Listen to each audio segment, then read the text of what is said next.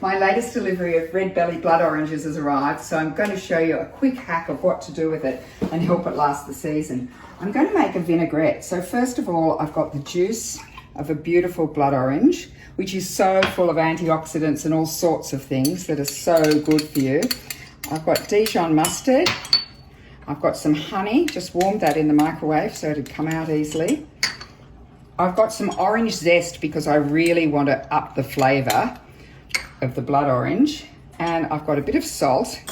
Now all I'm going to do is whisk in some extra virgin olive oil. And this is going to be the most beautiful vinaigrette. There you go.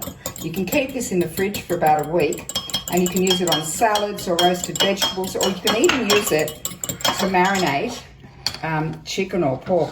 But look here, I've sliced some blood oranges. I took the skin off first, finally sliced some baby beets, and I've got smoked salmon. Much as cured salmon's lovely, I think smoked salmon means you don't have to do it, and it's so quick. And there you've got a sensational starter, good enough for a restaurant or at home.